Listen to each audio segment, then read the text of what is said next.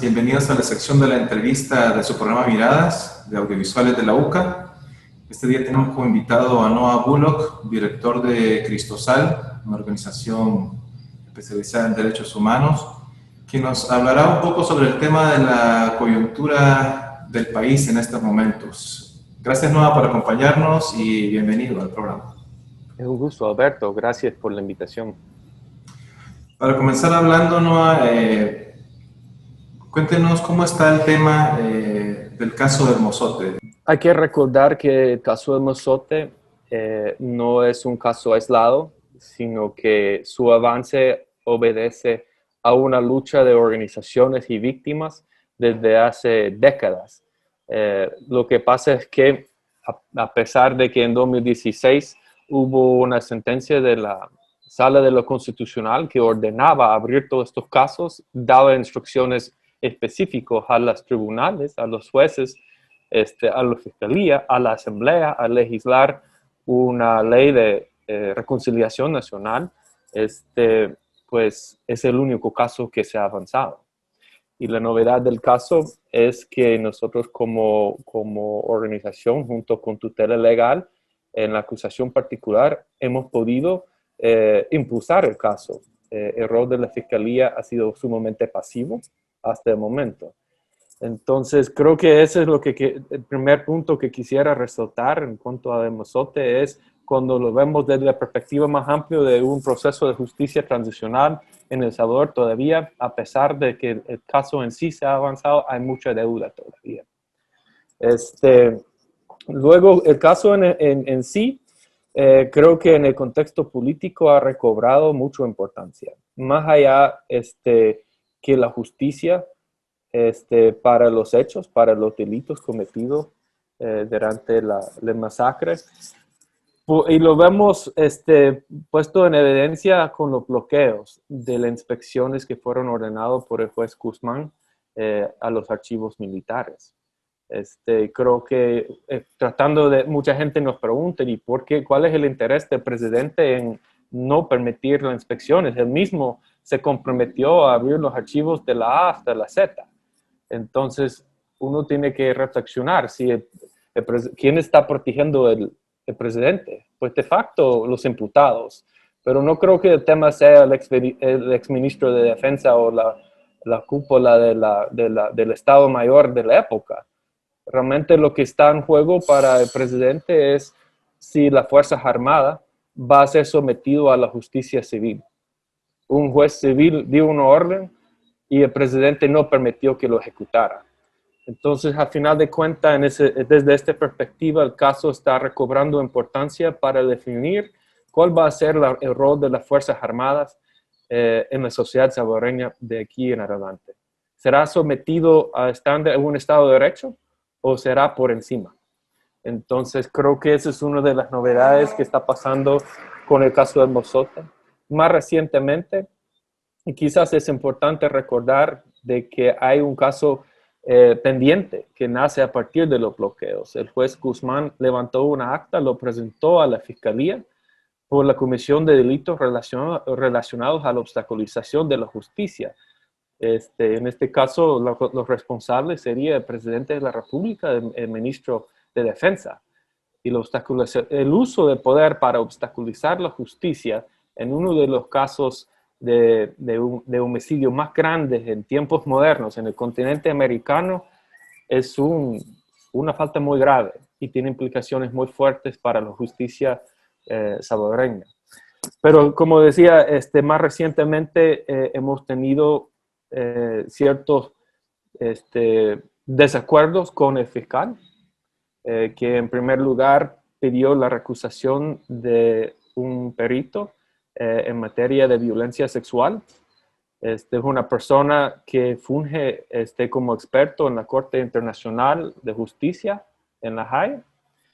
Una persona que fue testigo clave en un caso emblemático en Guatemala de violencia sexual en contexto de conflicto armado. Y con razones para nosotros que no pegan o no tienen fundamento jurídico. Y en segundo lugar, hace unos días fuimos notificados de que estaba la fiscalía pidiendo la recusación del juez. Nosotros lo denunciamos y en el mismo día el fiscal dio señales de que se iba a retractar esta decisión. Pero creo que lo importante es también observar de que hay un patrón de una nueva política de la Fiscalía en materia de justicia transicional. La recusación, la petición de recusación del juez, del perito, es parte de un patrón de no colaborar con los representantes de las víctimas, en este caso en otros, y nos preocupa que esto puede obedecer a una decisión del fiscal que busca obstaculizar el avance de la justicia transicional después de tanta lucha y un momento de un poquito de esperanza. Sí, también quizás desde la perspectiva de derechos humanos es un poco alarmante, digamos, por este énfasis que está teniendo la Fuerza Armada durante el gobierno actual, tomando en cuenta los antecedentes que tiene esta institución. ¿Cómo visualiza Cristosal este panorama de la Fuerza Armada? Pues no podemos analizar la Fuerza Armada sin también la PNC. Y yo creo que cuando menciono el modelo que no, para Washington, que no es una nueva idea, el modelo autoritario populista, uno de los ingredientes de esa fórmula importante es la politización de las fuerzas de seguridad del país. Es decir, la desnaturalización de la PNC y la Fuerza Armada. Se ve esa intención en los ataques a los acuerdos de paz, cuando el presidente dice que fueron una farsa. Los acuerdos de paz fueron también, es la fuente de las reformas, que permitió que la Fuerza Armada fuera marginado de la vida política del país, y que la PNC fuera fundado con un concepto civil, como una institución democrática, con el objetivo de servir y proteger en base de derechos humanos a la población. Entonces ahora vemos un patrón de que estas dos instituciones han tenido la capacidad de actuar de manera muy política en desacato a estándares constitucionales. Y una cosa muy mínimo, pero muy preocupante antes de las elecciones, es que vimos que el ministro de Defensa, desde la cuenta de la Fuerza Armada, emitió opinión sobre el choque que tuvo la caravana del presidente con el motorista. La Fuerza Armada no tiene por qué estar emitiendo opinión sobre una investigación, sobre un potencial delito o un accidente. No tiene esa potestad, no debería de meter. Entonces es lo que decía, lo que está en juego ahora es si estas instituciones van a cambiar de su rol, van a empezar a constituirse como instituciones politizadas. ¿Qué análisis se puede hacer luego de que el resultado de estas elecciones le haya dado el poder absoluto a Nayib Bukele y su partido Nuevas Ideas en cuanto al tema del Estado de Derecho y el respeto a los derechos humanos? Pues yo creo que es importante analizar las elecciones desde la perspectiva histórica siempre. Recordar de que el establecimiento de un sistema democrático en el país fue el hecho que puso fin a la época de las violaciones y atrocidades más graves que se ha visto en el continente americano en tiempos modernos. Es decir, que el modelo democrático de gobierno es una garantía de vida para el pueblo salvadoreño. No es un concepto abstracto, aunque así se ha manejado un poco. Entonces, cuando vemos las elecciones en que el pueblo, de manera democrático, entrega o confía un poder casi total al presidente, perdimos una de las instituciones democráticas que es garante de la vida y de derechos humanos del pueblo, que es la Asamblea Legislativa como contrapeso al poder ejecutivo.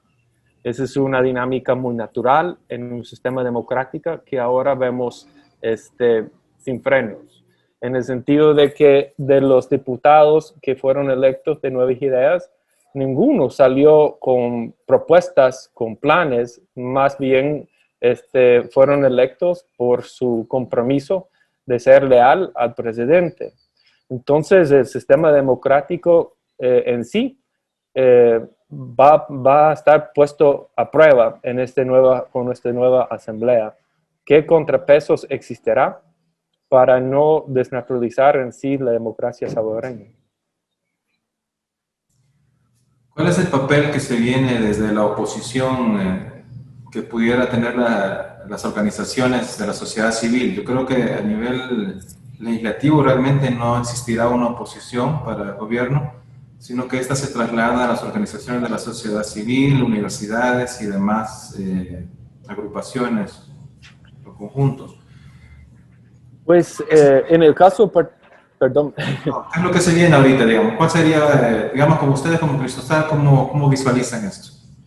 Pues sí, como Cristosal no nos vemos como oposición de ninguna manera. Somos una organización de derechos humanos y nuestra responsabilidad es analizar la situación del país a la luz de los estándares de derechos humanos y interpretar las consecuencias y las responsabilidades por medio de la Constitución y los estándares internacionales también. Entonces no nos vemos y no tenemos la intención de hacer oposición al presidente, todo lo contrario. Nuestra esperanza es que él decida cambiar la forma de ejercer el poder público. El poder público no pertenece a él, es una propiedad pública prestado de manera temporal a él por el pueblo.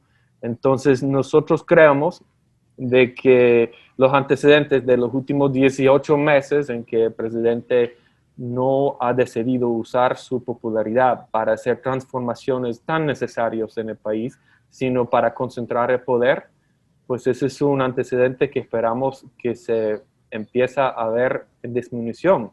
Es decir, de que se, como decía, que cambie la página del presidente, el vicepresidente Ulloa dijo a los New York Times de que pues el presidente en ese periodo cometió errores, pero ahora que tiene acumulado todo el poder del Estado, pues va a empezar a gobernar de manera más responsable. Pues le vamos a dar el beneficio de la duda, pero vamos a estar monitoreando y garantizando que no puede haber impunidad cuando no cumpla con este alto estándar de gobernanza democrática que esperamos de un presidente salvadoreño. Cristosal también promovió unas ICIES con mayor fuerza, ¿no? La teoría que tenemos es que en contextos en que la corrupción es histórica y estructural, los mismos sistemas de justicia que han sido estructurados para garantizar la impunidad no son capaces de reformarse solo y necesita el acompañamiento internacional. Entonces, esa es la razón que hemos apostado a la creación de una comisión internacional ante impunidad con fuerza, con dientes, en el modelo de Guatemala, conforme a la promesa del mismo presidente durante la campaña. El presidente Bukele, como candidato, pues prometió al pueblo una comisión en el modelo de la CECI. El reto ha sido de que, de manera consistente con muchas de las acciones políticas del presidente, nos entregó una comisión que sirve mucho para la foto, pero muy poco para realmente transformar la situación de corrupción que sufre el pueblo.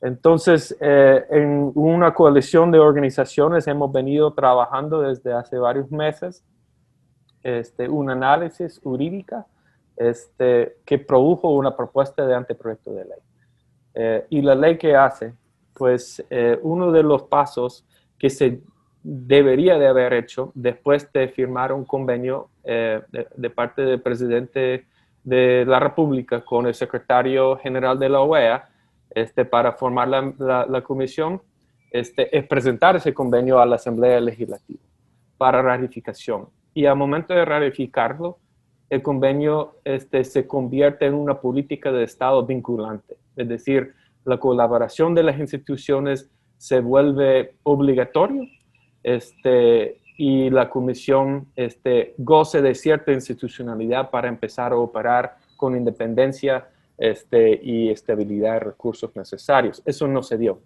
Entonces la CECIS quedó como una institución cuya vida se basa en la buena voluntad de los firmantes de los convenios de cooperación. Y eso genera por naturaleza una dependencia de las CECIS con el presidente y una debilidad para su sostenibilidad. Entonces la propuesta de ley busca corregir todo esto. La corrupción es un ejercicio de poder que implica la existencia de una red de personas que permite la corrupción y beneficia de la misma. Y eso significa crimen organizado. La existencia de corrupción en el Estado salvadoreño implica una cooptación del Estado por crimen organizado. Y por eso necesitamos las mejores herramientas y apoyo para empezar a reformar todo ese sistema. Ok, Noah, muchas gracias. Gracias por habernos acompañado. Bueno, un gusto. Estoy a la orden por cualquier otra pregunta a futuro. Y muchas gracias a ustedes, amigos y amigas, por haber estado en sintonía de esta entrevista. Los invitamos a estar siempre en sintonía de Miradas de Audiovisuales de la UCA.